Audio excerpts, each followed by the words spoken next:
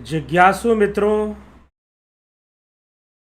बहुत बहुत अभिनंदन है आपका दिव्य सृजन में। प्रत्येक दिवस की भांति आज भी हम यह लाइव चर्चा का कार्यक्रम शुरू कर रहे हैं।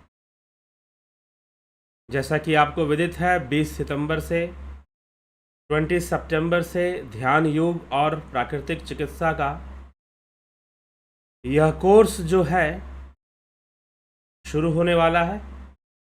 आप इसे ज्वाइन कर इसका पूरा लाभ उठाइए। तो चलिए आज की चर्चा को हम आगे बढ़ाएंगे और आज की चर्चा का जो विषय है वह है शिव संहिता। शिव संहिता ग्रंथ से है। पहले इस ग्रंथ का परिचय हम ले लें कि यह क्या चीज है, इसके रचयिता कौन है, इसे लिखा किसने है, यह ग्रंथ किस काल का है, किस समय का है। तो शिव संहिता ग्रंथ जो है वो शिव पार्वती संवाद से निकला हुआ ग्रंथ है। इसके कोई रचयिता नहीं है।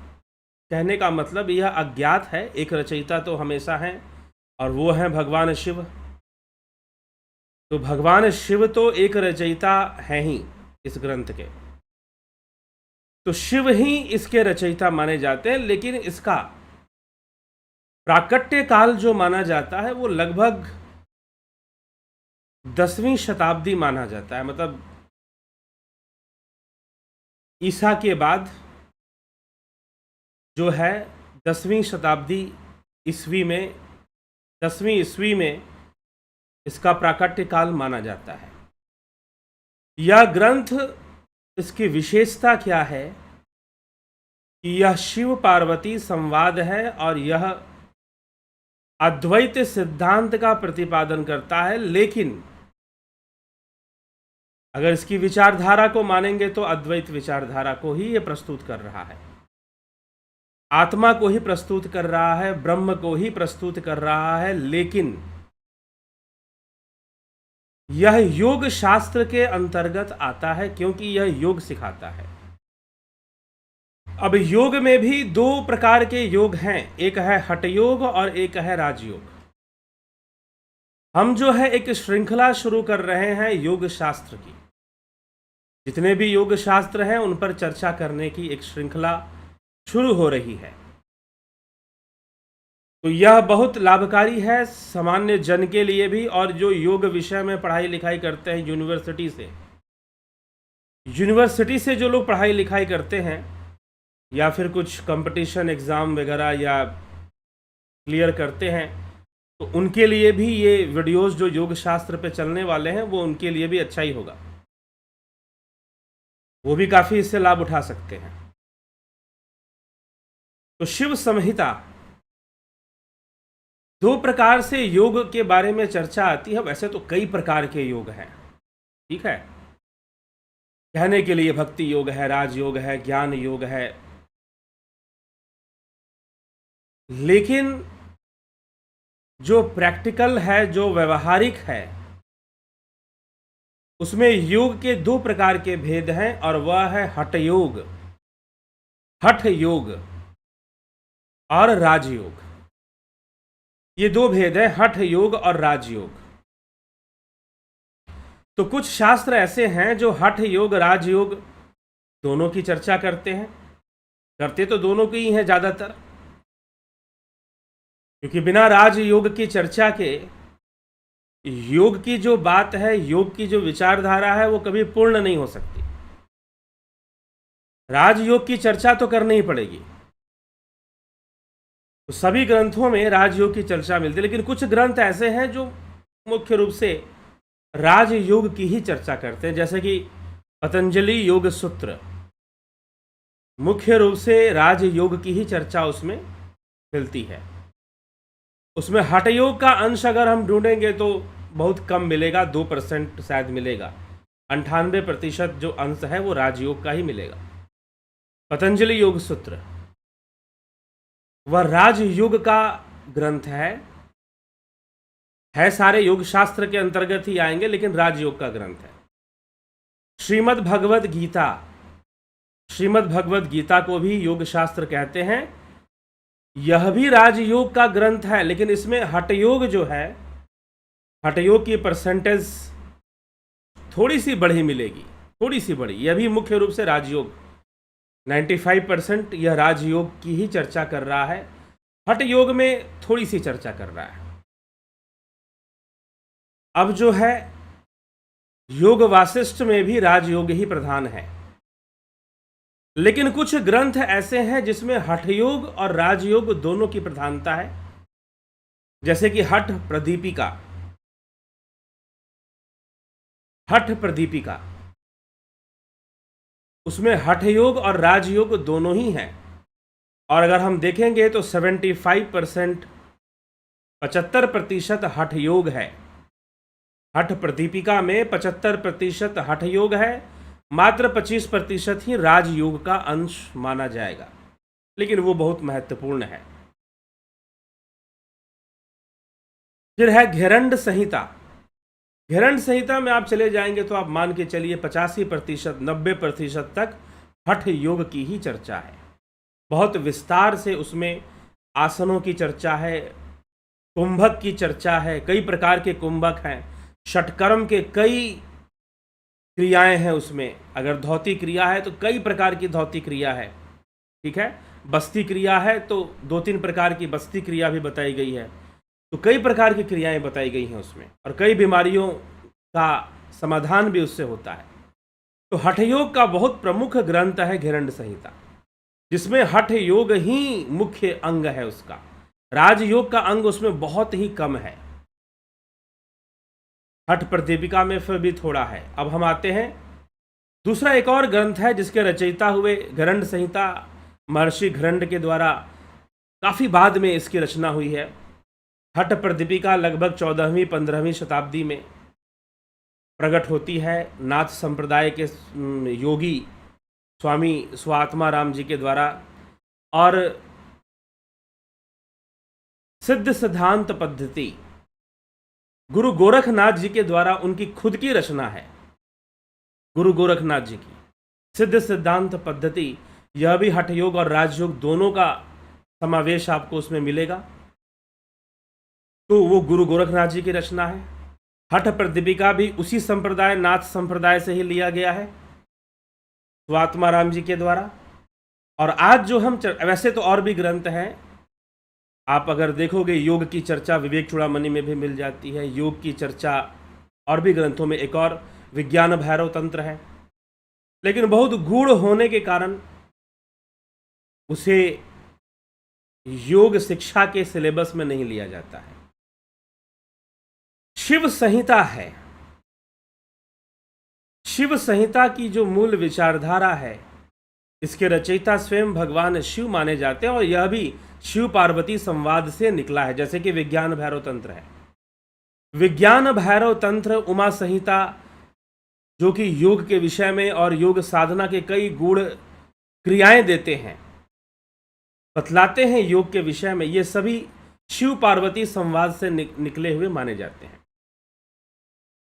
तो विज्ञान भैरव तंत्र भी शिव पार्वती संवाद है, शिव संहिता भी शिव पार्वती संवाद ही है। तो शिव संहिता में 5 अध्याय हैं जिनको पंचपटल कहा जाता है। पंचपटल के नाम से उनको हम जानते हैं। तो पहला पटल जो है वो आत्मा की चर्चा करता है, ब्रह्म की चर्चा करता है, कर्म की चर्चा करता है, माया की चर्चा करता है। प्रथम अध्याय में हठ योग का अंश नहीं मिलता है। प्रथम अध्याय में हठ योग का अंश नहीं मिलता है। दूसरे अध्याय और फिर तीसरा चौथा 5वें में विशेष रूप से हठ योग का अंश मिलेगा। 5वां राजयोग को फिर समर्पित हो जाता है। लेकिन जो प्रथम अध्याय है वो अद्वैत वेदांत को समर्पित है। पहला अध्याय शिव संहिता का। तो आज हम पहले अध्याय, क्योंकि ये जो हठ योग के जो ग्रंथ हैं, अब आपको मैं बता देता हूँ योग शास्त्र की चर्चा कैसे आगे बढ़ेगी। तो योग शास्त्र की जो चर्चा है, पहले हठ योग के जो ग्रंथ हैं उनके बारे में हम थोड़ी जानकारियाँ लेंगे, फिर पतंजलि योग सूत्र और श्रीमद् भगवद गीता पर विस्तार से चर्चा चलेगी और योग वासिष्ठ पर भी विस्तार से लगभग चलेगी। योग वासिष्ठ भी योग शास्त्र के अंतर्गत आता है, लेकिन उसकी जो रचना है वो साहित्यिक है, इसलिए वो वेदांत साहित्य के अंतर्गत वो आता है। साहित्य कहने का मतलब उसमें कथा है, दृष्टांत है, ठीक है, पुराणों की जैसी रचना होती है, लगभग उसकी है। महारामायण के नाम से प्रसिद्ध है। योग वासिष्ठ के रचयिता स्वयं महर्षि वाल्मीकि हैं, और वो भी संवाद है। श्री वशिष्ठ और भगवान श्री रामचंद्र जी के मध्य जो संवाद हुआ था वो योग वासिष्ठ में आता है, लेकिन वो एक साहित्यिक रचना है, वह सूत्र के रूप में नहीं है। शिव संहिता सूत्र के रूप में है। हठ प्रदीपिका भी सूत्र देते हैं, वो सीधी बात बताते हैं कि भाई ये चीज है, उसके साथ कोई कथा कहानी जोड़ के नहीं समझाते। जो सिद्धांत है सीधा सिद्धांतों को प्रस्तुत कर देते हैं। योग सूत्र और श्रीमद् भगवद गीता में भी वही सिद्धांत चलता है। श्री कृष्ण कोई कथा कहानी अर्जुन को नहीं सुना रहे हैं, सीधा जो है जो मूल बातें हैं वही श्री कृष्ण दे रहे हैं। तो श्रीमद् भगवद गीता भी योग शास्त्र है, ब्रह्म विद्या है। तो विस्तार से हम लेंगे योग सूत्र को, श्रीमद् भगवद गीता को और योग वासिष्ठ को, क्योंकि हठ योग के ग्रंथ में हठ योग का महत्व बढ़ जाता है। और हठ योग जो है मात्र मुंह से बोलकर बताने वाली चीज नहीं है, ये तो अभ्यास करने की चीज है। आप आसनों का अभ्यास करें, तरह तरह के जो आसन हैं। हठ प्रदीपिका में 15 आसन बताए गए हैं, हिरण्य संहिता में 32 आसन बताए गए हैं, शिव संहिता में 4 आसन बताए गए हैं। तो वो आसनों की जानकारी, उनको कैसे करना है और उनका अभ्यास होना चाहिए। हाँ, लेकिन हठ योग का महत्व क्या है? तो शिव संहिता में विशेष रूप से हठ योग को परिभाषित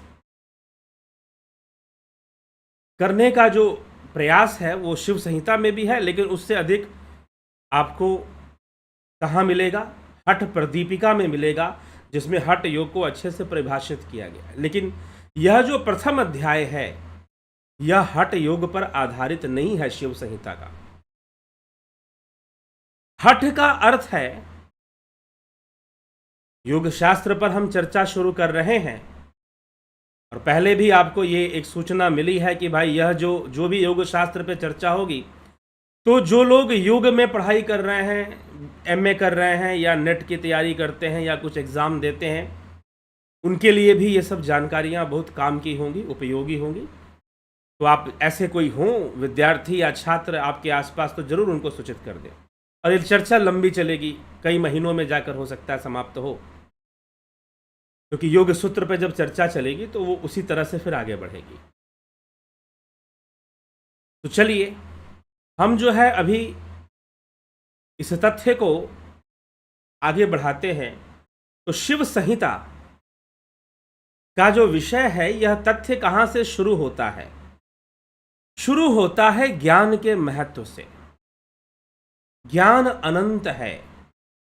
अब यहां पर आपको शिव सूत्र और शिव संहिता, इन दोनों में भेद आएगा। शिव सूत्र का प्रारंभ होता है कि ज्ञान बंधन है,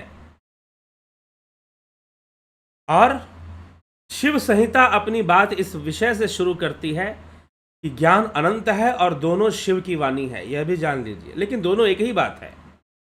कैसे? वो श्लोक हम पढ़ेंगे तो स्पष्ट होगा। तो शिव संहिता का श्लोक क्या कहता है? जो प्रथम श्लोक है शिव संहिता में, वो हमें क्या देता है, क्या समझाता है? अगर हम उसे देखें तो श्लोक कहता है, एकम ज्ञानम नित्यमाधंत शून्यम नान्यत किंच द्वर्तते वस्तु सत्यम यद भेदो अस्मिन्निंद्रो पाधिना वै ज्ञानस्यायम भासते नान्यथैव। अर्थात जो ज्ञान है वो अनंत है। ज्ञान का ना आदि है ना अंत है, लेकिन ज्ञान जो है वो इंद्रिय उपाधि से रहित भी है। यद्यपि इंद्रियों से प्राप्त होने वाला अनुभव भी ज्ञान है, लेकिन शिव संहिता जिसे ज्ञान कह रहा है वह ज्ञान इंद्रिय उपाधि से रहित है, मतलब कि इंद्रिय उपाधि से परे है। इंद्रिय उपाधि जो कुछ भी है वह एक माया जाल है, क्योंकि माया की चर्चा मिलती है शिव संहिता में। शिव संहिता 10वीं, लगभग 10वीं शताब्दी के आसपास का यह माना जाता है। थोड़ा सा अगर काल की बात कर दे तो हठ प्रदीपिका माना जाता है 14वीं, हिरण संहिता माना जाता है 17वीं, अर्थात मुगल काल में। हठ प्रदीपिका की रचना जब हुई तो लगभग वो समय था आज से 600 वर्ष पुराना। 17वीं शताब्दी की बात करेंगे तो आज से 300-400 वर्ष पुराना हम बात कर रहे हैं। जब 10वीं की बात करेंगे तो कम से कम आज से 1000 साल वर्ष पुराना। और पतंजलि योग सूत्र कब की रचना है? पतंजलि योग सूत्र कब की रचना है यह भी आपको जानना चाहिए। पतंजलि योग सूत्र लगभग आज से 2500 वर्ष पुरानी है। मतलब कि ईसा से 300 वर्ष पूर्व, 2300 वर्ष के आसपास महर्षि पतंजलि वे थे। तो ईसा से भी पहले की घटना है। पतंजलि योग सूत्र की रचना बहुत पुरानी है। और अगर हम श्रीमद् भगवद गीता की बात करें तो आज से 6000 साल पहले हम चले जाएंगे, फिर 5500 साल वर्ष पहले द्वापर युग का काल माना जाता है, इस तरह से बताया जाता है। तो उतना पहले हम चले जाएंगे। श्रीमद् भगवद गीता भी योग शास्त्र में आता है। और योग वशिष्ठ, योग वासिष्ठ तो वाल्मीकि जी की रचना है, तो वो उससे भी बहुत पहले रामायण काल में वो चला जाएगा, त्रेता युग में चला जाएगा। ठीक है, तो लगभग हम शिव संहिता से शुरू कर रहे हैं, जो कि 10वीं शताब्दी में इसका प्राकट्य माना जाता है। किसी योगी ने लिखा, संभवतः किसी अद्वैत सिद्धांत को मानने वाले किसी योगी ने इसकी रचना की होगी। ये अलग अलग लोग थे जिन्होंने योग शास्त्र दिया। जब हम हठ प्रदीपिका पढ़ेंगे तो नाथ संप्रदाय के सन्यासी, नाथ संप्रदाय के एक सिद्ध पुरुष ने, और स्वयं सिद्ध सिद्धांत पद्धति स्वयं गुरु गोरखनाथ जी की उनकी खुद की रचना है, मानी जाती है। और फिर घिरंड संहिता माना जाता है कि घिरंड ऋषि, घिरंड वैष्णव संप्रदाय से थे। घिरंड ऋषि के लिए माना जाता है कि वो वैष्णव संप्रदाय से थे। तो यह भी जानना चाहिए, खासकर जो परीक्षा की तैयारी करते हैं उनके लिए भी। और वाल्मीकि जी के द्वारा रचित वशिष्ठ योग वासिष्ठ नामक जो महारामायण है, उसे महारामायण भी कहते हैं, तो वह जो है त्रेता युग का हो जाएगा और श्रीमद् भगवद गीता तो द्वापर युग का हो जाएगा। तो चलिए आगे बढ़ते हैं। इसमें चर्चा क्या है कि ज्ञान का ना अंत है, ज्ञान का ना आदि है, ना इसका प्रारंभ है ना अंत है, ये नित्य है। और ज्ञान जो है यह इंद्रिय उपाधियों से परे इसको मानना चाहिए, क्योंकि इंद्रिय तत्व जो है वह क्या है, इंद्रिय विषय जो है वह तो आपका माया के अंदर आएगा, क्योंकि ये सारी चीजें माया से निकलती हैं, माया के सारा विषय है। इसी को आगे बढ़ाते हुए अब शिव संहिता में भगवान शिव माता पार्वती से कहते हैं कि भाई देखो, बहुत तरह के लोगों को इंद्रियों से अनुभूतियां होती है, और जो इंद्रियों से जो अनुभूतियां होती है वो कई प्रकार के विवाद उत्पन्न करते हैं। कुछ लोग कहते हैं कि ईश्वर है, तो कुछ लोग कहते हैं कि ईश्वर नहीं है। कुछ लोग कहते हैं कि ऐसा है और कुछ लोग कहते हैं कि वैसा है। ठीक है, लेकिन जो ज्ञान का संदर्भ है वो इन सब चक्करों में वो नहीं पड़ता है। ये ध्यान रखिएगा, ज्ञान इस बात का झगड़ा नहीं करता है कि ईश्वर है या नहीं है। ज्ञान क्या कहता है, if there is a god you should know him. तुम्हें जानने को महत्व देता है। कि स्वामी विवेकानंद जी एक बार बनारस गए, काशी गए, तो वहां पर दो संप्रदाय के जो ब्राह्मण थे वो आपस में लड़ रहे थे। एक बोल रहा था कि मेरे शिव बड़े हैं, एक बोल रहा था कि नहीं मेरे विष्णु जी बड़े हैं, दूसरा बोलता है कि नहीं शिव जी ही बड़े हैं, बोलता है कि नहीं विष्णु जी ही बड़े हैं। स्वामी विवेकानंद जी ने कहा कि तुमने अपने शिव को कभी जाना है? तुमने क्या कभी विष्णु को जाना है कि विष्णु कौन है, कहाँ से आते हैं, क्या हैं? बोले कि नहीं, हमने पुराणों में पढ़ा है, जाना तो नहीं है ना, जानना तो नहीं है, और जाना नहीं है तो फिर तुम जान के आओ, और उसे जो शैव मत उनको जाओ, तुम शिव को जान कर आओ। तो यहां पर भगवान शिव कहते हैं कि देखो, बहुत तरह के लोग बातें करते हैं, बहुत तरह का वाद विवाद होता है। इसमें कई श्लोक लिए गए हैं इसी वाद विवाद के अंतर्गत इस शास्त्र में। और ये जो जितने भी ये द्वंद्व हैं, द्वंद्वात्मक है, कभी सुख आता है कभी दुख आता है, लेकिन मूल रूप से जो शिव संहिता है वो सांख्य और बौद्ध विचारधारा के एक बात पर टिकती है, और वो है कि यह संसार दुखमय है। यह शरीर किस लिए मिला है? तो दुख भोगने के लिए मिला है। और जो सुख का अनुभव हो रहा है वो लगभग छल के रूप में हो रहा है, वो माया के रूप में हो रहा है। वो टिकने वाला नहीं है, आएगा और चला जाएगा, बाकी दुख ही है। तो शरीर कर्मों का भोग भोगने के लिए यह प्राप्त हुआ है। तो अब जो ज्ञान है, उस ज्ञान की प्राप्ति वैसे इस संसार में कैसे होती है? तो वैसे इस संसार में तो पहले तो भगवान शिव कहते हैं कि देखो जो कुछ भी है सत्य क्या है। माता पार्वती को समझाते हुए कहते हैं कि सत्य क्या है। जिनको, जो लोग विद्यार्थी हैं अगर आप में से, तो कृपया वो अपना कॉपी पेन लेकर बैठे और जो मैं बोल रहा हूं उसमें से पॉइंट नोट करते जाएं, तो ज़्यादा बेहतर होगा। तो सत्य क्या है? तो भगवान शिव कहते हैं कि आत्मा ही सत्य है। आत्मा ही सत्य है और यह संपूर्ण जगत भी आत्मा है। यह तो माया के कारण, इंद्रियों के कारण यह जगत आत्मा से अलग दिखाई दे रहा है। लेकिन जब आत्मज्ञान हो जाएगा, जब वास्तव में आत्मज्ञान हो जाएगा, अब यहां पर आत्मज्ञान और ब्रह्म ज्ञान का भेद नहीं है, ध्यान रखिएगा। जब आत्मज्ञान हो जाएगा, तो विवेक चूड़ामणि में भी आत्मज्ञान ब्रह्म ज्ञान का भेद नहीं बताया गया, ठीक है, एक ही चीज है। तो जब आत्मज्ञान हो जाएगा तो योगी जान जाएगा कि यह जगत और यह आत्मा अलग अलग नहीं है। इंद्रियों के कारण यह जगत अलग दिखाई दे रहा है, यह जगत भिन्न दिखाई दे रहा है। तो इंद्रियों के कारण ऐसा संभव हो पा रहा है, लेकिन आत्मा ही सत्य है। आत्मा के विषय में कई मंत्र, कई श्लोक यहां पर भगवान शिव देते हैं। क्या कहते हैं आइए देखते हैं। कर्मकांड के विषय में, आत्मा के विषय में कई प्रकार के मंत्र यहां प्रस्तुत किए गए हैं। तो कर्म की चर्चा भी भगवान शिव यहां करते हैं, आत्मा की चर्चा भी करते हैं, मन की चर्चा है, इंद्रियों की चर्चा है, तन्मात्राओं की चर्चा है, ठीक है।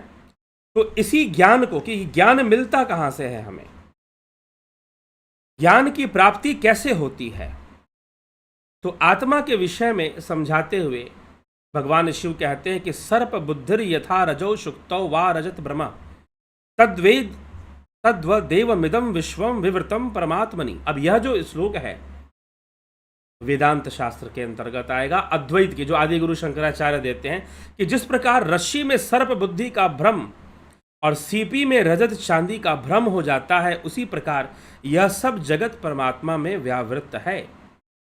हमें संसार वैसे ही दिखाई देता है जैसे रस्सी में सांप दिखाई देने लगे। और अब जब वो माया की व्याख्या इसमें मिलेगी, तो माया की व्याख्या बड़ी सुंदर है। तो आप जब इस ग्रंथ को पढ़ेंगे तो आपको विवेक चूड़ामणि से मिलता जुलता मिलेगा।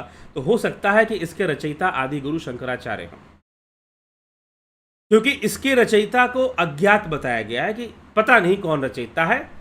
फाइनली ये माना जाता है कि शिव तो बोल ही रहे, शिव की वाणी है, तो शिव तो है ही रचयिता, शिव तो रचयिता है ही इसके। लेकिन जो इसमें जो चर्चाएं मिलती हैं प्रथम अध्याय में, वो सब आदि गुरु शंकराचार्य के द्वारा रचित जो ग्रंथ हैं उनमें पाए जाते हैं। और इसका काल भी, इस ग्रंथ का प्राकट्य काल भी उसी समय का माना जाता है, ठीक है। रस्सी का ज्ञान होने से जैसे उसमें सर्प भ्रम मिथ्या हो जाता है, उसी प्रकार आत्मज्ञान से यह मिथ्या जगत का भ्रम भी दूर हो जाता है। सीपी को भी जैसे निश्चित रूप से जान लेने से चांदी की भ्रांति समाप्त हो जाती है, उसी प्रकार आत्मज्ञान से जगत वस्तु की भ्रांति दूर हो जाती है। जगत वस्तु की भ्रांति दूर हो जाती है आत्मज्ञान हो जाने से। जिस प्रकार रस्सी में सर्प भ्रांति मात्र है, वैसे ही इस संसार में इंद्रिय अनुभव में आने वाली चीजें सब भ्रांति मात्र ही हैं, क्योंकि सब इंद्रियों के कारण पैदा हो रही, इंद्रियां उनको पैदा कर रही हैं। हम किसी वस्तु को छूते हैं वो ठोस है, किसी वस्तु को छूते हैं वो तरल है, ये इंद्रिय अनुभूति तो है, यह इंद्रिय अनुभूति ही तो है। कोई देखने में सुंदर है, कोई कुरूप है, यह भी तो इंद्रिय अनुभूति है। इंद्रियां ही तो ये अनुभूति पैदा कर रही हैं, इंद्रियां ही तो ये अनुभव सारे पैदा कर रहे हैं। और कौन पैदा कर रहा है? सेंसेस ही पैदा कर रही हैं, ठीक है। लेकिन सेंसरी वर्ल्ड में सेंसरी एक्सपीरियंस ही सत्य है, यह भी आदि गुरु शंकराचार्य ने माना है। इसलिए व्यवहारिक जगत में इंद्रियों की अनुभूतियों को सत्य मान लिया जाता है। तो इस प्रकार से जिस प्रकार वात के कारण समुद्र में फेन एवं बुलबुले उत्पन्न होते हैं, यथा वात वशात सिंधा उत्पन्ना फेन बुदबुदा तथात्मनि समद्भूतम संसारम छन्न भंगूरम। जिस प्रकार वात के कारण समुद्र में फेन एवं बुलबुले उत्पन्न होते हैं, उसी प्रकार आत्मा में भी यह समस्त क्षणभंगूर संसार उत्पन्न होता है। यह विवर्त के रूप में उत्पन्न होता है। कैसे विवर्त होता है, तो वह भी शिव संहिता में समझाया हुआ है कि यह विवर्त कैसे होता है।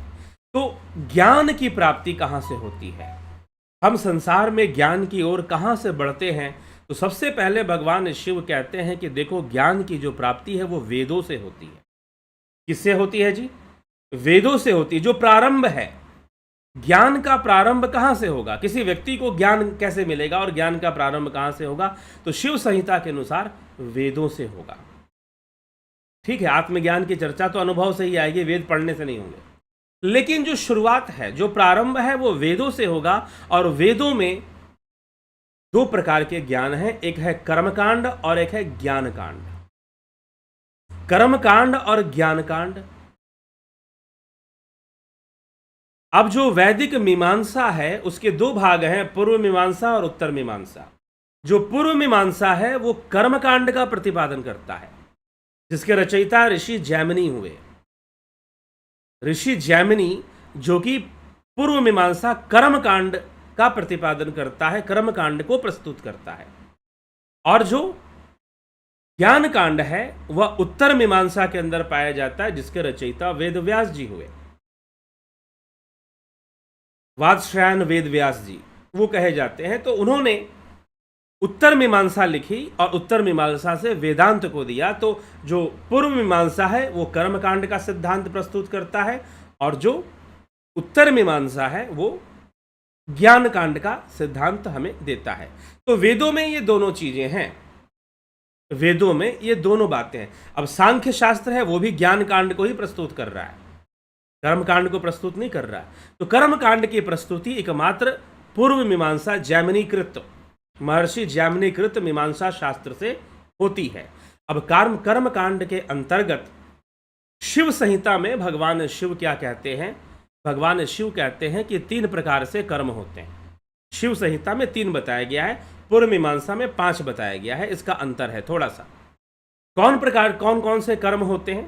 3 प्रकार से कर्म, एक है नित्य कर्म, एक है नैमित्तिक कर्म और एक है सकाम कर्म। नित्य, नैमित्तिक और सकाम कर्म होते हैं। ठीक है। अब इन कर्म में भी कर्मों का भेद होता है, निषेध और विधि का भेद होता है।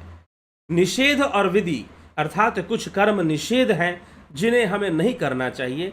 निषेध कर्मों को करने से पाप इकट्ठा होता है, पाप बनता है, और विधि कर्मों को करने से पुण्य बनता है। तो निषेध और विधि का भेद बताया गया है, नोट कर लेके, ये शिव संहिता में बताया गया है, निषेध और विधि का भेद। और 3 प्रकार के कर्म बताए गए हैं शिव संहिता में। कौन कौन से? पहला जो है नित्य कर्म, नैमित्तिक कर्म और सकाम कर्म।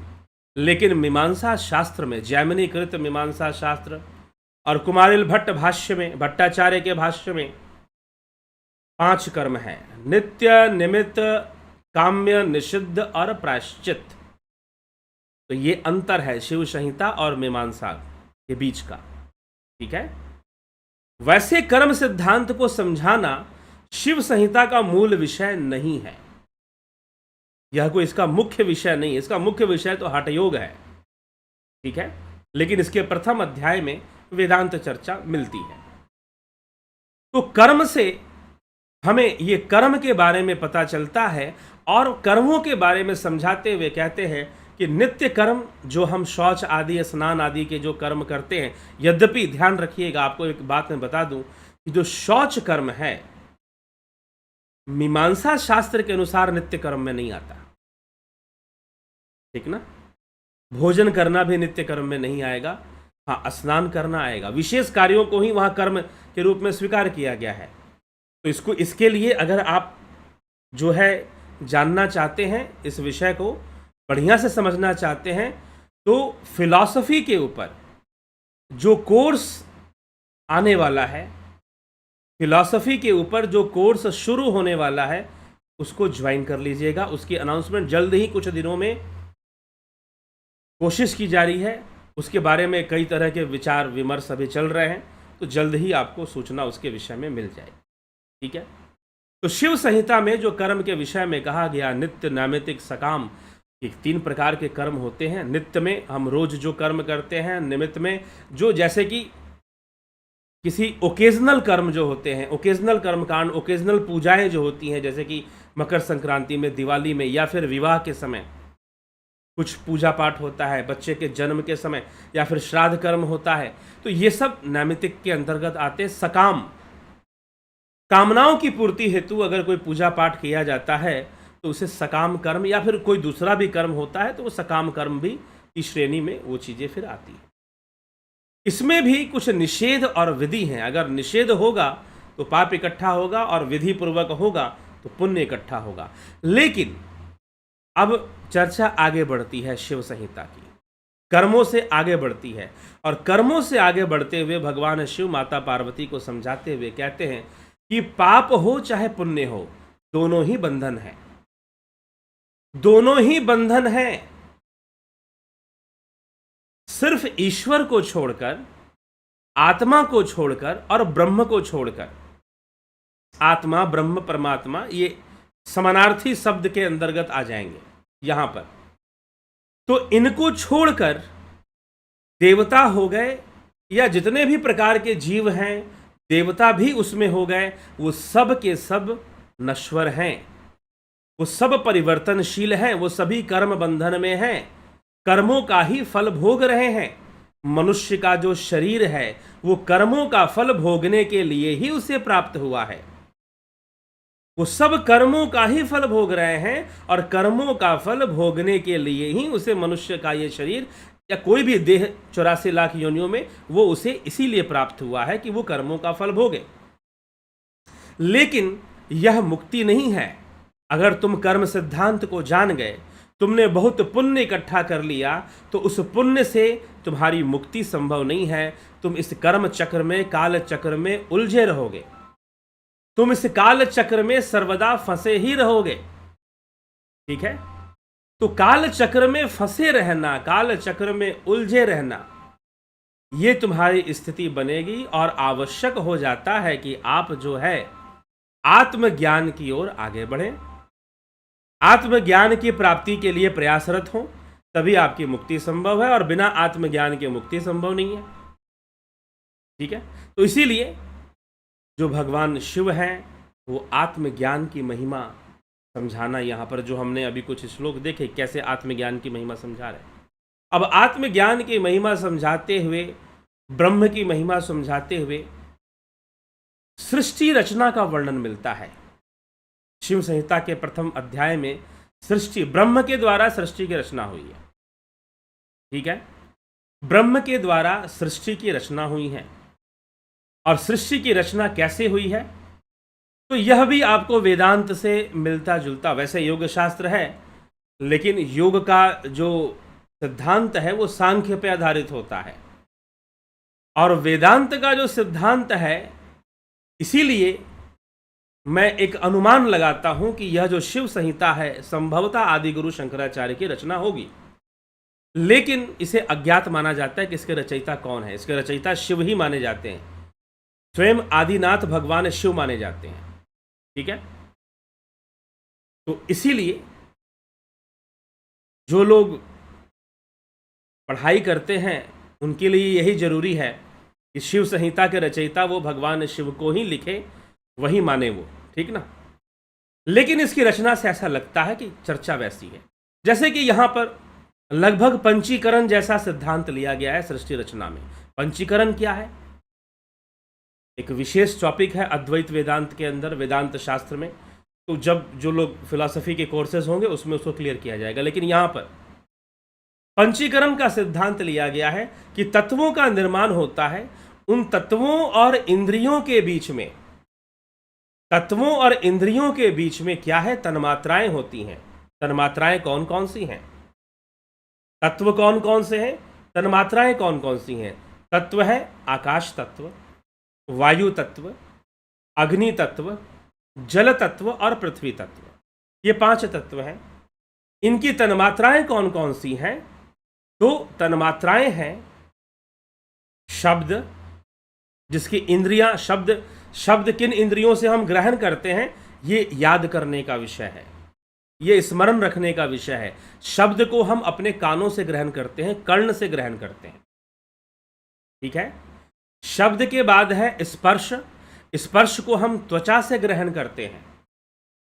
स्पर्श के बाद है रूप, रूप को हम नेत्रों से ग्रहण करते हैं, इसकी इंद्रिय नेत्र हैं।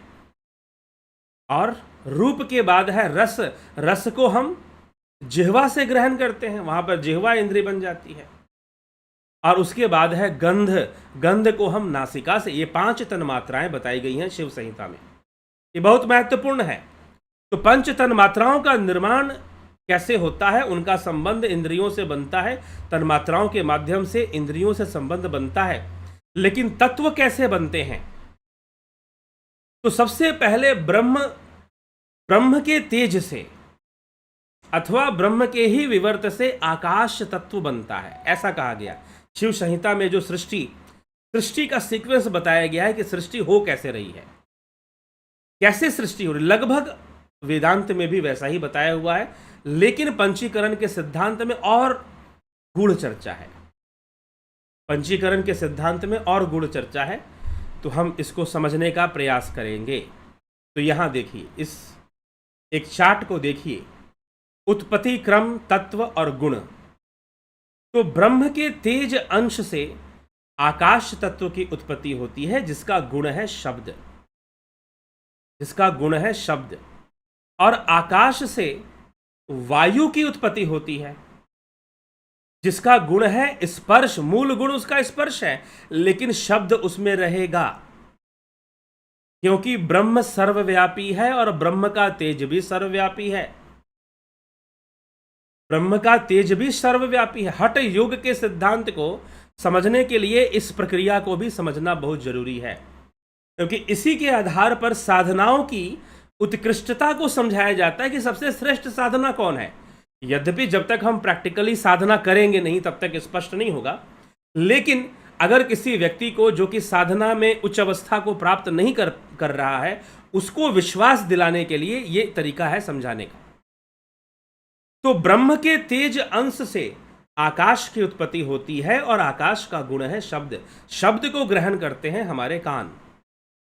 आकाश से, आकाश और ब्रह्म से वायु, वायु की उत्पत्ति होती है, और वायु का गुण है स्पर्श, मूल गुण है स्पर्श, लेकिन उसमें शब्द भी है। जब हवा बहती है तो उसमें आवाज होती है कि नहीं होती है? आकाश तत्व है तभी ध्वनि है, आकाश तत्व है तभी ध्वनि है, ठीक है। और आकाश और वायु के मिलने से अग्नि तत्व का निर्माण हो जाता है, अग्नि तत्व प्रकट हो जाता है। और अग्नि का जो गुण है, वो पहला जो मुख्य गुण है अग्नि का रूप, नेत्रों का विषय है रूप। लेकिन इसमें स्पर्श और शब्द भी है, ये मत सोचिएगा कि उसमें स्पर्श और शब्द नहीं है। ये हमारे शास्त्र कितने वैज्ञानिक थे और कितने तर्कपूर्ण ढंग से बातों को बताते हैं, वो यहां समझने योग्य बात है। तो आकाश और वायु से अग्नि उत्पन्न हुआ, और अग्नि में रूप है, मतलब नेत्र वहां काम करेंगे। मुख्य तो गुण उसका रूप है, लेकिन उसमें स्पर्श है। अगर चमड़े से सटेगा तो जलेगा, तो स्पर्श का अनुभव तो करवा ही रहा है। शब्द भी है, अग्नि से ध्वनि निकलती है। जब अग्नि प्रज्वलित होती है, प्रचंड अग्नि, आप देखो उसमें से ध्वनि निकलती है, ठीक ना। तो अग्नि में शब्द भी है, स्पर्श भी है, रूप भी है।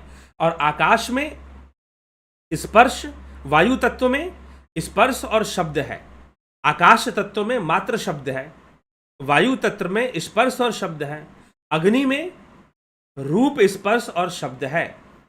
अब जल तत्व कैसे बना? तो आकाश, वायु और अग्नि, इन तीनों को मिलाकर ब्रह्म तो सर्वव्यापी, सब में रहेगा ही रहेगा। ब्रह्म का तेज तो पहले ही लिख दिया गया ना, ब्रह्म के तेज अंश से आकाश तत्व का विवर्त हो जाता है, वो प्रकट हो जाता है। उसके बाद ये श्रृंखला चलती है। फिर आकाश, वायु और अग्नि के मिल जाने से जल तत्व बनता है। और जल में क्या है? जल का विशेष गुण है रस। जल का विशेष गुण है रस। और रस जो है उसमें रूप भी है। क्या जल में रूप नहीं है? आप जल को देख भी तो सकते हो, पानी को, और उसका स्पर्श भी। अगर वो जल से आप छुओगे तो गीला गीला आपको महसूस होगा आपके स्किन पर, चमड़े पर, तो उसका स्पर्श भी है। और जब पानी जब बहता है तो उसमें शब्द भी है, तो शब्द तो रहेगा, सब में शब्द रहेगा। तो रस, रूप, शब्द, स्पर्श, यह किसका गुण है? यह जल का गुण है। जल में गंध नहीं होता, ध्यान रखिएगा। जल में गंध नहीं होता, एकदम शुद्ध पानी होगा, उसमें किसी प्रकार का गंध आपको नहीं मिलेगा। अग्नि में भी, शुद्ध अग्नि में भी किसी प्रकार का कोई गंध नहीं, जब तक उसमें पृथ्वी तत्व ना हो। तो आकाश, वायु, अग्नि, जल, इन तीनों को मिलाकर, इन चारों को मिलाकर, क्षमा करें, आकाश, वायु, अग्नि, जल, इन चारों को मिलाकर पृथ्वी तत्व निर्मित हो जाती है। और पृथ्वी के अंदर गंध भी है। इसका मूल गुण है गंध। पृथ्वी का जो मूल गुण है वह है गंध। इसमें गंध भी होगा, रस, रूप, स्पर्श, शब्द, पांचों के पांचों आ जाएंगे पृथ्वी के अंदर। पांचों तन्मात्राएं पृथ्वी में हैं। गंध भी है, रस भी है, रूप भी है, स्पर्श भी है, शब्द भी है। ठीक है। तो इस प्रकार से स्थूल सृष्टि की रचना का क्रम बताया गया है। लेकिन इसको बताने के बाद भगवान शिव कहते हैं कि यह सब तो माया है, क्योंकि यह सारी जो चीजें हैं आपके इंद्रिय अनुभूति में आती हैं, आपके सेंस एक्सपीरियंस में आती हैं। तो यह जो ब्रह्म का विवर्त है, ब्रह्म का विवर्त है, और विवर्त आकाश के रूप में, आकाश से वायु के रूप में विकसित हुआ, वायु से अग्नि, अग्नि से जल। मतलब कि विवर्तवाद तो है वेदांत में, लेकिन विवर्तवाद में भी विकास क्रम को लिया गया है। मतलब विकासवाद के सिद्धांत को लिया गया है, इवोल्यूशनरी थ्योरी को लिया गया है, इवोल्यूशन को लिया गया है। ये विकसित हो रहे हैं।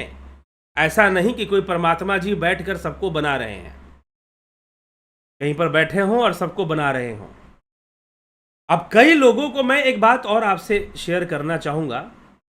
यहां पर मैंने ऐसा देखा कि मैं ये बोलता हूं कि परमात्मा कहीं बैठ के बना रहे हैं, ऐसा नहीं है, चीज़ें विकसित हो रही हैं। तो कई लोगों को हिंदू समाज में, आप दूसरे लोगों को छोड़ दीजिए जो सनातन धर्मी नहीं है, जो सनातन धर्मी हैं, कुछ लोगों को उनको बड़ा बुरा लगता है। अरे ये क्या बात हो, ये कहते कि नहीं विकसित हुआ है परमात्मा ने। अरे मैं नहीं कहता भाई, सांख्य शास्त्र कह रहा है, हमारे ग्रंथ कह रहे हैं। नहीं, हम तो यही मानते हैं कि हमारे भगवान ने सब रचा है, उन्होंने अपनी मर्जी से, प्रेम से हमें बनाया है। और हमको ये बात बड़ा, मन को बड़ा, कितना स्वीट लगता है, कितना मीठा लगता है। लेकिन यह जितना भी मीठापन आपको लगता है, यह एक विकृति के रूप में ही आ रहा है।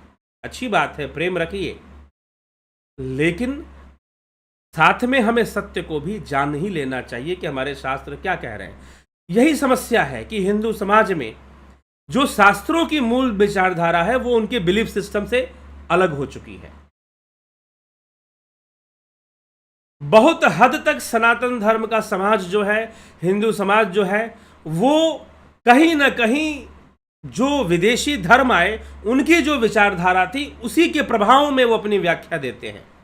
और जो सन 47 के बाद और आज तक जो गुरुजन जो हुए, बहुत सारे जो गुरुजन हुए, उन्होंने जो चीज़ें बताई, सिखाई, वो लगभग उन्हीं बातों पर आधारित हो गई और वो मूल शास्त्रों से बहुत अलग हो गया, बहुत अलग बातें हो गई, बिलीफ सिस्टम काफ़ी अलग ही हो गया, डिफरेंट ही हो गया। ठीक है, तो यह समस्या हो गई। इसीलिए कई बार हमें लगता है कि नहीं, विकासवाद वाली बात उतनी अच्छी नहीं लगती, हमें वह व्यक्तित्ववाद वाली बात अच्छी लगती है। परमात्मा में हम जो व्यक्तित्व देखते हैं, हाँ गीता पढ़िए, लेकिन गीता को समझना नहीं है, तो दो चार बातें समझ लेनी है। सर्वधर्मान परित्यज्य मामेकम शरणम व्रज, इतना समझ में आ गया, बाकी और जानने की जरूरत ही क्या है गीता में।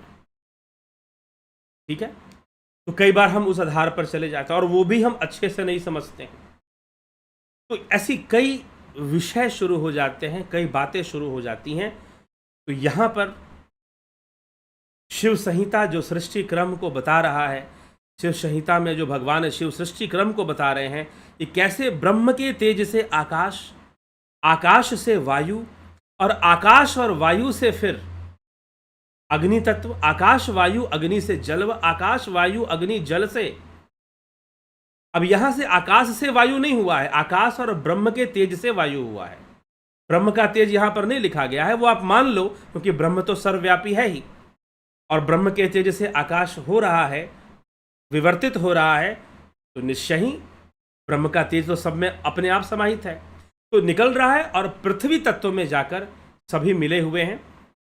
अब यहां पर आप अरविंदो का फिलॉसफी को याद कीजिए, मैटर एंड स्पिरिट, ब्रह्म से पृथ्वी तत्व की यात्रा। पृथ्वी मैटर हो गया और ब्रह्म को उन्होंने कॉन्शियसनेस बताया, सच्चिदानंद बताया। जो अरविंदो का जो सिद्धांत है, जो इंटीग्रल वेदांता का जो सिद्धांत है, इंटीग्रेशन का, जो श्री अरविंदो के बारे में हमने समग्र वेदांत उसको कहा जाएगा। इंटीग्रल वेदांत मतलब समग्र वेदांत। उसमें हम क्या पढ़ रहे थे? यही बातें पढ़ रहे थे जो अभी शिव संहिता में चर्चा चली। ये जो बताया गया, पूरी व्यवस्था जो अभी समझाई गई कि किस प्रकार से ब्रह्म के तेज से आकाश, और ब्रह्म तेज और आकाश मिलने से वायु, और आकाश वायु से अग्नि, आकाश वायु अग्नि से जल, आकाश वायु अग्नि जल से पृथ्वी, और इनमें उसी प्रकार के गुण भी आ जाएंगे। कौन कौन से गुण हो जाएंगे? यहाँ पर 5 गुण हो जाते हैं। इन 5 तत्वों के 5 गुण हो जाते हैं। तो मुख्य गुण है आकाश का शब्द, वायु का स्पर्श, और उसमें शब्द भी है। अब शब्द सब में रहेगा, शब्द सब में रहेगा, पृथ्वी तक शब्द रहेगा, लेकिन पृथ्वी का जो मूल गुण है वो गंध है, वो गंध है। तो इस प्रकार से सृष्टि प्रक्रिया बताई गई है। लेकिन फिर अंत में भगवान शिव माता पार्वती को समझाते हुए कहते हैं कि जितनी भी इंद्रिय अनुभूतियां हैं वो सब की सब माया है, वो सब की सब माया है। और माया के अंदर 2 प्रकार की शक्ति काम करती है। विवेक चूड़ामणि में भी इसकी चर्चा मिलती है। कौन कौन सी? माया की 2 शक्तियां हैं, आवरण और विक्षेप। माया की 2 शक्तियां हैं, आवरण और विक्षेप। इस आवरण और विक्षेप की चर्चा आपको विवेक चूड़ामणि में भी मिल जाएगी। माया की 2 शक्तियां हैं, आवरण और विक्षेप। आवरण क्या है? आवरण मतलब कवर अप कर देना, जो सच्चाई है वो ना दिखाई दे और कुछ और ही दिखाई देनी शुरू हो जाए। जो सच्चाई है वो ना दिखाई दे और कुछ और ही दिखाई देना शुरू हो जाए। तो माया क्या करती है? और माया क्या है? यह जो विवर्त हो रहा है ना ब्रह्म के तेज का, इसी से माया अस्तित्व में आ रही है। वैसे माया भी कुछ भी नहीं है, वो भी विवर्त रूप में ही है, लेकिन उससे माया अस्तित्व की चलते चलते चलते चलते चल जा रहा है। जैसे कि अब है विक्षेप। विक्षेप मतलब होता है विकृति। विक्षेप का अर्थ समझिए, एक तरह से विकृति हो जाना। जैसे कि आप अगर फिजिक्स आपने पढ़ी हो, थोड़ी सी ऑप्टिक्स पढ़ी हो, ऑप्टिक्स, तो क्या होता है कि अगर पानी में, नहीं तो पढ़ने की भी जरूरत नहीं है, खुद देख सकते हो इस चीज को। पानी में अगर कोई चीज डालोगे, मान लो कि आपके पास कोई पेन है, कलम है, इस तरह का अगर पेन है आपके पास, आप पानी में डालोगे, एक बोतल है और आप पानी में इसको डालेंगे, तो आपको क्या दिखेगा कि वो जो पेन है वो टेढ़ा हो गया या टूट गया। वो बिल्कुल वैसा ही नहीं दिखेगा, ठीक ना, बिल्कुल वैसा ही नहीं दिखेगा, वो थोड़ा सा टेढ़ा हो गया, जैसे ऐसे दिखेगा। तो इसको बोलते हैं विक्षेप, मतलब कि मूल अवस्था से विकृत हो जाना। तो माया की 2 शक्तियां हैं। माया क्या करती है? एक तो पर्दा डाल देती है सत्य के ऊपर, सत्य पे पर्दा नहीं डालती है। हमारे इंद्रियों के कारण माया जो है हमें माया दिखाती है, मतलब इंद्रियों से वो सत्य नहीं दिखा सकती। तो एक इसलिए गो गोचर जह लग मन जाई, सो सब माया जानहु भाई, गोस्वामी तुलसीदास जी कहते हैं। गो गोचर जह लग मन जाई, सो सब माया जानहु भाई। तो इंद्रियों में ये चीज प्रकट होती है। तो इंद्रियां क्या करती हैं? माया को प्रस्तुत करती हैं आवरण और विक्षेप के रूप में। मतलब जो वास्तविकता है वो ना दिखेगा और जो चीज दिखेगी वो विकृत दिखाई देगी। पड़ी थी रस्सी, दिखने लगा सांप। पड़ी थी रस्सी और दिखने लगा सांप। ठीक है। पानी में जब हमने कोई वस्तु डालेंगे तो उसकी छवि बदल जाएगी, उसका इमेज चेंज हो जाएगा। आप डाल के देख सकते हैं। बोतल में, पानी का बोतल हो या कोई शीशे वाला ऐसा कोई बर्तन हो जिसमें कि पात्र हो, या फिर ऐसे भी आप पानी में कोई चीज डालोगे तो बदलेगा वो। ऐसा लगेगा जैसे मोटा हो गया, टेढ़ा हो गया, बदल गया, कुछ और हो गया वो। ठीक है। तो ये जो विकृति आ गई यही विक्षेप है, और आवरण है कि उसके ऊपर उसके जो वास्तविक स्वरूप है। वास्तविक स्वरूप क्या है? ब्रह्म है। वास्तविक स्वरूप क्या है? आत्मा है। उसका जो वास्तविक स्वरूप है उस पर पर्दा पड़ गया। तो माया की दो शक्तियां हैं, आवरण और विक्षेप। विवेक चूड़ामणि प्लेलिस्ट में जाइए, वहां पर आवरण और विक्षेप के ऊपर एक पूरी वीडियो ही है कि माया की दो शक्तियां, आवरण और विक्षेप। तो यह जो विक्षेप है, यह जो विकृति आ गई, यह जो रूप परिवर्तन आ गया, उसको विक्षेप कह दिया गया। और उसके सत्य पे पर्दा पड़ गया कि जो असली चीज है वो ना दिखाई देकर कुछ और दिखाई दे रही है। तो असली वस्तु क्या है? वेदांत के अनुसार ब्रह्म है। संपूर्ण जगत ब्रह्म है, ब्रह्म से भिन्न कुछ भी नहीं है। विवेक चूड़ामणि अद्वैत सिद्धांत, हमने इसको पहले भी चर्चा में लिया है। जब विवेक चूड़ामणि पिछले साल लगभग इसी समय पर, जिस समय पर आज हम शिव संहिता की चर्चा शुरू कर रहे हैं, लगभग इसी समय पर विवेक चूड़ामणि की चर्चा चल रही थी। तो विवेक चूड़ामणि, उसमें यह विशेष चर्चा, आवरण और विक्षेप की विशेष चर्चा मिलती है। तो शिव संहिता में भी भगवान शिव माता पार्वती को माया की शक्तियां बताते हैं कि यह आवरण और विक्षेप से निर्मित है, और मनुष्य का जो शरीर है वह भी आवरण युक्त है, वह भी माया निर्मित है। और यह जो शरीर है इसका हेतु क्या है, यह किस कारण मिला है? तो दुख भोगने के लिए मिला है। यह अंततः इसमें हमें दुख की प्राप्ति होती है। अनेक जो हम कर्म करते हैं उन कर्मों का भोग प्राप्त होता है। इस प्रकार से यह शरीर हमें प्राप्त हुआ है। तो यह लगभग प्रथम पटल में इतनी बातें भगवान शिव, मुख्य मुख्य जो पॉइंट्स हैं, वैसे तो श्लोकों में कई ढंग से बातों को लिखा हुआ है। मैंने सोचा कि अगर श्लोक पढ़ेंगे तो ये पूरा ही नहीं होगा आज। तो हठ योग का यह ग्रंथ है, शिव संहिता हठ योग का ग्रंथ है। लेकिन पहले अध्याय में अद्वैत वेदांत की चर्चा इसमें मिल रही है, और फिर दूसरे अध्याय में हम जाएंगे, फिर मुद्राओं की भी चर्चा है, आसन की चर्चा है, ठीक है, और फिर समाधि की चर्चा है। तो पूर्णतः योग विषय पे चर्चा शुरू हो जाती है। इसी प्रकार से हम ये जो ग्रंथ देखेंगे, इनका एक संक्षिप्त जानकारी, हर श्लोक या हर इनके श्लोक पर हम आपको चर्चा नहीं करेंगे, लेकिन इसमें जो भी जानकारी है वो आपको जरूर बताई जाएगी। जो हठ योग के जो ग्रंथ हैं, जैसे कि शिव संहिता भी हो गया, हठ योग प्रदीपिका, हठ प्रदीपिका, और फिर हिरण्य संहिता, इसके बारे में आपको वीडियोस मिलेंगी। पहले भी लोगों ने कहा है कि आपने योग पर चर्चा की, लेकिन बाकी कई शास्त्र हैं योग के, उन पर चर्चा नहीं की। तो इस बार पूरी चर्चा होगी, उन पर भी चर्चा होगी। कोशिश करेंगे गुरु गोरखनाथ जी के द्वारा रचित सिद्ध सिद्धांत पद्धति पर भी चर्चा लाएंगे। तो ये चर्चाएं चलेंगी। अभी 4 अध्याय बाकी हैं शिव संहिता के, उन पर भी हम एक एक दिन का वीडियो आपको मिलेगा। फिर हठ प्रदीपिका, हिरण्य संहिता, और फिर पतंजलि योग सूत्र की विस्तार पूर्वक चर्चा होगी। श्रीमद् भगवद गीता की भी विस्तार पूर्वक चर्चा होगी। ठीक है, तो चलिए, तो इसी के साथ आज की चर्चा को हम विराम देंगे। और आप लोग जो हैं जिन्होंने अटेंड किया है, देख लें कौन कौन है। सविता नायक जी, बहुत अभिनंदन है। जैसे हम नाव में बैठकर नदी पर नौका विहार से नदी का आनंद लेते हैं, पर नदी का वास्तविक आनंद डुबकियाँ और तैरने में है, ऐसे ही ज्ञान की बातें सुनना नाव में बैठने जैसा है। ठीक है, इस चैनल से जुड़े नवीन श्रोताओं, यहाँ बताई जाने वाली साधना बड़े ही शांतिदायक तरीके से आगे बढ़ती है। मैं स्वयं सीखकर शांति प्रसन्नता लाभ ले रही हूँ। बहुत अच्छी बात है। मेरे द्वारा यह लिखने का उद्देश्य मात्र इतना है कि नवीन साधक भी आनंद से सराबोर हो जाएं। ठीक है, बहुत अच्छी बात है। नवजोत नाथ जी, अमन कक्कर जी, शंकर प्रसाद जी, अवधेश कुमार, नवज्योति नाथ, जगत नारायण, राकेश मराठे, भास्कर जोशी, विनोद के सूद, अशोक गोयल, विष्णुचंद्र मौर्य, रूपलाल विश्वकर्मा, विक्रम सिंह, अवनी प्रधान जी, उषा श्रीवास्तव, रमेश पेशवानी, धर्मानंद पंडित जी, राजू पाल जी, सृजन महंता, राम निवास मीना, शिखर शर्मा, संतोष गुप्ता, नरसा राम जी, रतन सिंह जी, संतोष गुप्ता जी। ओम तत्सत। मैं दृष्टा या साकही का डिफरेंस जानना चाहती हूँ। मैं 20 सितंबर को ध्यान योग की क्लास भी ज्वाइन करूँगी जरूर।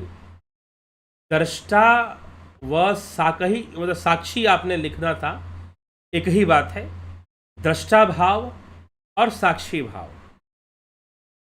दृष्टा भाव और साक्षी भाव का अर्थ क्या है? दृष्टा भाव का क्या अर्थ होता है? मान लीजिए विटनेस समझते हैं कोर्ट में, भाई कोई घटना घट रही थी, कहीं कोई क्राइम हो रहा था, किसी ने देखा, बस देखा उसने और कुछ नहीं किया, ठीक ना? तो वो साक्षी हो गया कि नहीं?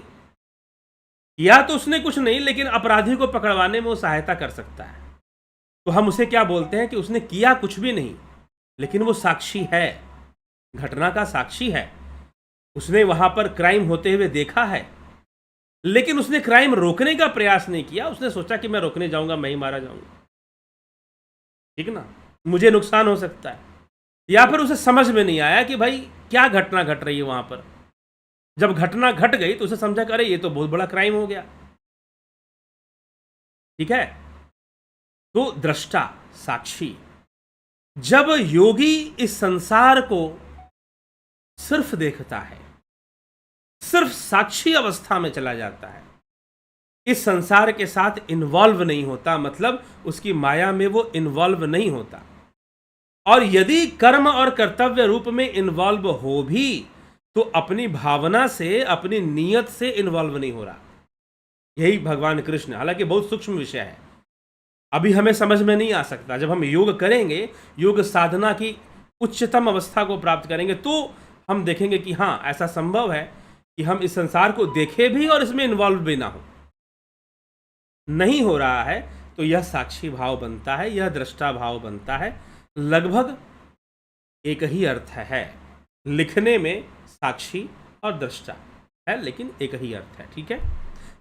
वैसे आप अगर व्यवहारिकता में आ जाएंगे तो अर्थ अलग हो सकता है। साक्षी और दृष्टा का अर्थ व्यवहारिकता में अलग हो सकता है। हो सकता है कि कोई व्यक्ति दृष्टा हो लेकिन साक्षी बनने के लिए तैयार ना हो। वो बोलेगा नहीं, मैं इसका साक्षी, मैं इसका प्रूफ नहीं बनूंगा, मैं विटनेस नहीं बनने वाला, मैं देखा है लेकिन मुझे बनना नहीं, ये वो कह सकता है। लेकिन जब हम यह बात आध्यात्म के दृष्टिकोण से समझेंगे तो एक ही विषय है, साक्षी होना, दृष्टा होना, ठीक है। बलवंत सिंह गोहिल, बिमला शाह, रामविलास जी, पीकू कुचाड़िया जी, बहुत अभिनंदन है। कन्हाई कुमार जी, सुजाता देसाई, प्रथमेश, आपके प्रवचन बहुत अमूल्य होते हैं, लाभ उठाइए। श्वेता राय सिन्हा जी, बहुत अभिनंदन है। विनोद कुमार शर्मा, सरोज कृष्णानी, श्वेता कुमारी, आशा रानी, रविंद्र मकवाना, पंकज सोनी, रामलखन राजपूत, गंभीर शाह, धन्यवाद भारत, रसीला दवे, इंदेश्वरी मिश्रा जी, संदीप सरोहा जी, ब्रिजभान जटाधारी, अर्जन भाई चौहान, काशीनाथ,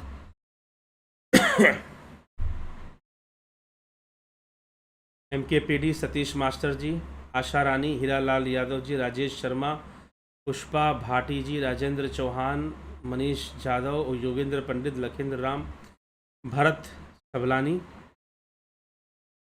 रोजी शेफर्ड।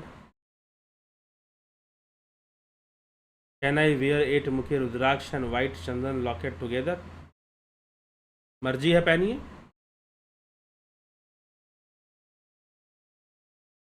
विनीता अग्रवाल, कमलेश उपाध्याय, संदीप अरोड़ा,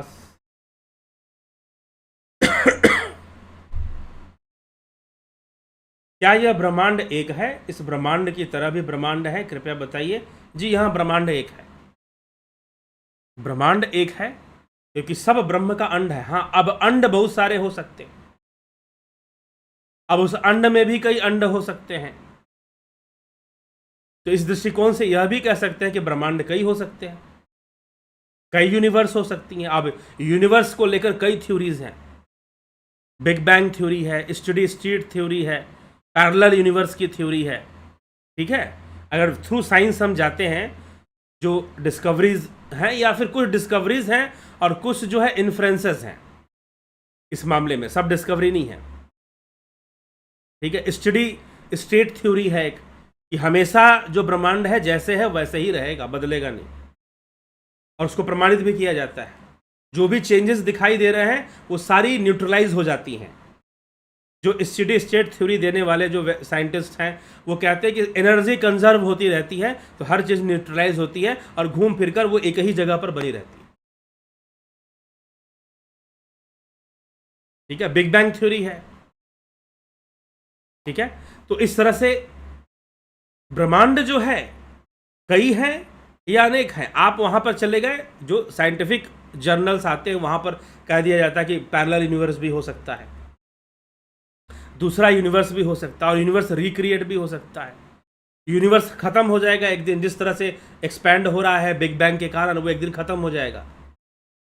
सारी जो अर्थ की मूवमेंट, सन की मूवमेंट सब रुक जाएगी, ऐसा वैज्ञानिकों का एक इन्फ्रेंस है, एक अनुमान है। ठीक है, अनुमान है ये, कोई वो पक्का बात नहीं कहते। वो अनुमान भी कोई परफेक्ट अनुमान नहीं है, बस एक मान्यता। बिग बैंग भी एक अपने आप में 100% प्रूव्ड थ्योरी नहीं है।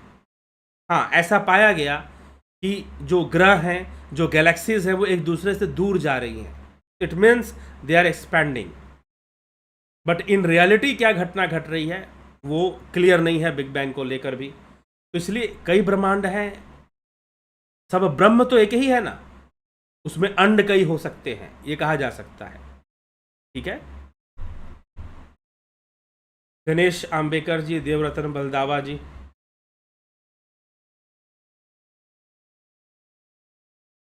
ठीक, जयंती भाई पटेल, संदीप अरोड़ा,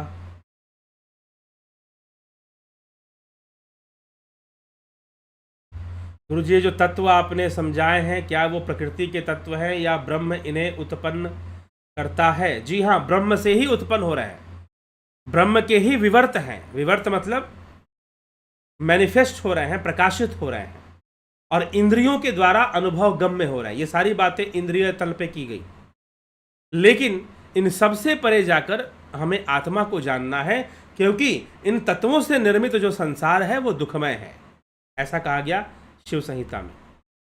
राजेंद्र प्रसाद जी, AK भट्ट जी, बहुत डीप नॉलेज। मुकेश राठौर, दिनेश भाई, नरेंद्र कुमार, अजित्य खास, SP अपूर्व विश्वकर्मा, अनिल कुमार, माधुरी कोले, श्वेता राय सिन्हा जी। जला, क्या सभी जीवों को मोक्ष मिल जाएगा? एक ना एक दिन तो पहुंचना है। कैलाश बड़े, क्या मोक्ष की कामना इस जन्म में पूरी ना हुई तो अगले जन्म में फिर आ गई? जी हाँ sir, you are the best. Thanks for starting the series Yoga Sutra and providing us the bliss of rare knowledge from Vedas. Ashok Mali, जला, क्या पिछले जन्म की साधना जान सकते हैं? पिछले जन्म की साधना अच्छी होगी तो इस जन्म में भी साधना अच्छे से आगे बढ़ेगी। ठीक है, तो आप सभी का बहुत बहुत आभार है, आप सभी लाभ उठाएं इस कार्यक्रम से। शिव संहिता पर आगे चर्चाएं चलेंगी। बहुत ही, देखिए, हठ योग के जो शास्त्र होते हैं वो बहुत सरल नहीं होते। ठीक है, बहुत सरल नहीं होते हैं, और जो थोड़ा सा मैं जो आपको जो भी मैं एक्सप्लेनेशन लेकर आऊँगा, इस बात का ध्यान देते, इसलिए मैंने ये चार्ट बनाकर तो मैं मुंह से बता देता। चार्ट बनाकर लाया इसलिए ताकि जो स्टूडेंट हैं, जो योग में मास्टर डिग्री लेने वाले हैं, जो योग में पढ़ाई कर रहे हैं या कंपटीशन की नेट की तैयारी करेंगे फॉर द लेक्चररशिप, और YCB की तैयारी करेंगे, योग में अपना कैरियर बना रहे हैं। ठीक है, बाद में जो दिव्य सृजन है या फिर जो आप जो चैनल देख रहे हैं, इसके माध्यम से एक ऐसे प्लेटफॉर्म को भी तैयार किया जाएगा जिसमें रोजगार भी दिया जाएगा शास्त्र को जानने वालों के लिए, शास्त्र ज्ञान रखने वालों, ऐसे ही कहीं का वाला ज्ञान नहीं। आजकल के आश्रमों में जो ज्ञान दिया जा रहा है वो ज्ञान नहीं, एक सिस्टमैटिक नॉलेज जिनको है। तो जो लोग कोर्सेस कर रहे हैं, कोशिश की जाएगी कि जरूर कुछ ऐसी व्यवस्था की जाए जिससे कि रोजगार भी उत्पन्न हो जाए, ठीक ना। तो जरूर इसके लिए प्रयासरत है, लेकिन तुरंत ऐसा कुछ हम करने वाले हैं ऐसा नहीं है। उसमें हम एक एक स्टेप आगे बढ़ाते जा रहे हैं। और ये जो कोर्सेस आ रही हैं उनका बहुत इंपॉर्टेंस रहेगा।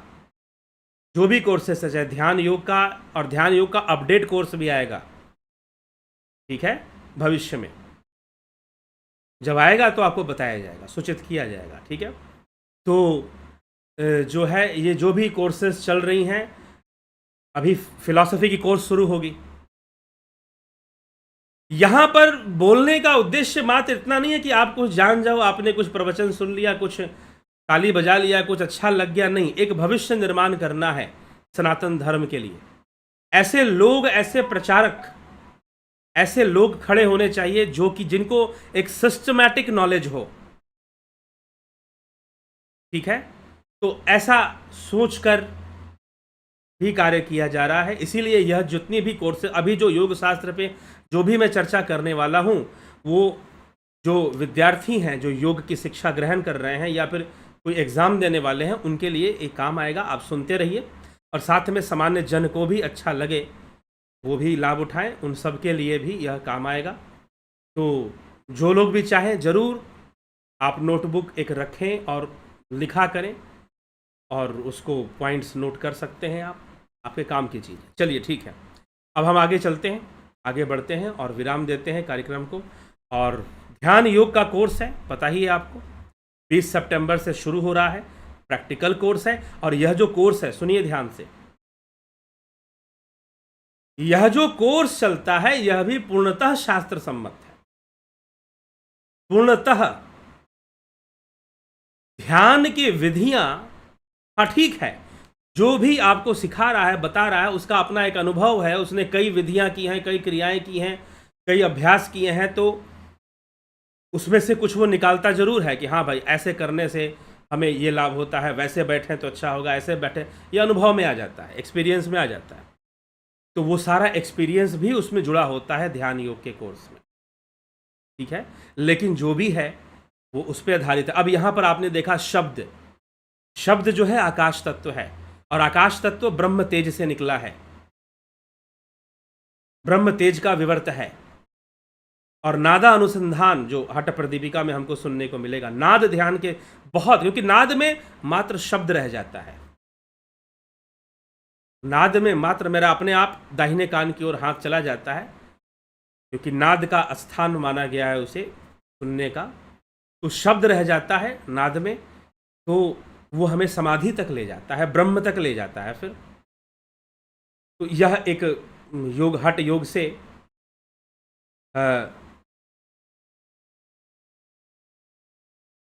तो हठ योग से जो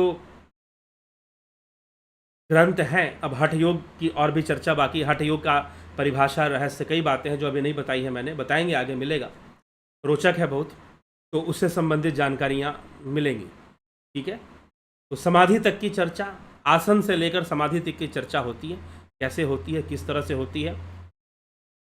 आप बढ़ते चलिए, समझते चलिए, और जिनको परीक्षाएं देनी है वो नोट डाउन भी करते चलिए। तो बहुत बहुत आभार आप सभी का। ध्यान योग का कोर्स ज्वाइन करना चाहते हैं, ध्यान योग का कोर्स ज्वाइन करना चाहते हैं, 20 सितंबर से शुरू होगा, 1 महीने का course. Guided meditation, transcendental meditation, spiritual healing. Guided meditation के अंदर क्या सिखाया जाता है, ध्यान, गहरे ध्यान में उतरने के लिए जो तैयारी होनी चाहिए वो तैयारी गाइडेड मेडिटेशन में कराई जाती है। जैसे कि खेत में धान रोपने के पहले, गेहूं बोने के पहले जो तैयारियां होनी चाहिए खेत की, बीज बोने के पहले जो तैयारियां होनी चाहिए, वो तैयारी गाइडेड मेडिटेशन है। और ट्रांसेंडेंटल मेडिटेशन ध्यान है कि गहरे ध्यान में उतरना कैसे है, गहराई में कैसे उतरना है, शून्य तक कैसे पहुंचना है, ठीक है। और स्पिरिचुअल हीलिंग, जो है उसमें एक ऊर्जा, एक ऑरा की पावर हमारे अंदर डेवलप हो जाती है, हमारी ऑरा शक्तिशाली हो जाती है ध्यान योग करने से। वह जो ऊर्जा है हमारे कई बीमारियों को भी दूर करती है। और वो हीलिंग टेक्निक्स कैसे यूज कर सकते हैं हम, वो स्पिरिचुअल हीलिंग में बताया जाता है। और इसके लिए 2 मेंबरशिप है, जुपिटर और सन मेंबरशिप। सन मेंबरशिप जो ज्वाइन करेंगे उनको गाइडेड मेडिटेशन और ट्रांसेंडेंटल मेडिटेशन ही मिलेगा, यही 2 कोर्सेज मिलेंगी। और जो जुपिटर ज्वाइन करेंगे उनको तीनों मिलेगा, गाइडेड मेडिटेशन, ट्रांसेंडेंटल मेडिटेशन और स्पिरिचुअल हीलिंग।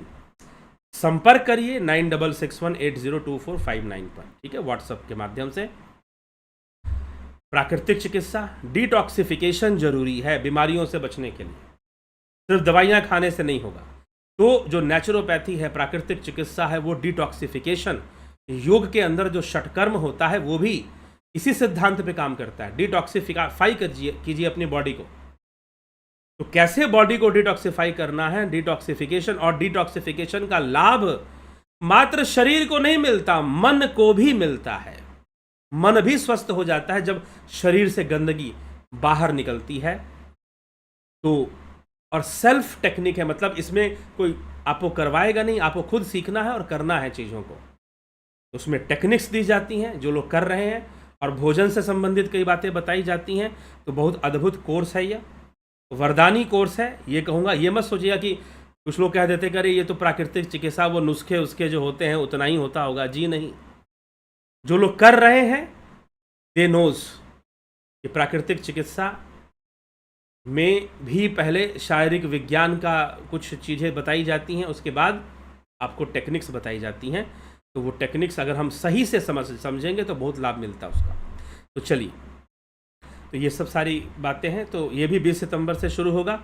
आप ज्वाइन करना चाहते हैं तो आप ज्वाइन कर लीजिए, नहीं तो बाद में भी ज्वाइन कर सकते हैं। लेकिन 20 सितंबर वाला ज्वाइनिंग शुरू है और कई लोगों ने ज्वाइन कर लिया है, जैसे कि संतोष जी, श्वेता जी, विनय माला जी, ऐसे करके कुछ लोगों ने ज्वाइन किया हुआ है, काजल जी। तो इस तरह से आपने अगर नहीं ज्वाइन किया, करना चाहते हैं, लाभ उठाना चाहते हैं, तो ज्वाइन करके लाभ उठाइए, संपर्क कीजिए और ज्वाइन कीजिए, ठीक है। चलिए, इसी के साथ विराम देते हैं। बहुत बहुत आभार आप सभी का। कल फिर मिलते हैं लाइव चर्चा में 9 बजे रात्रि में 9 PM।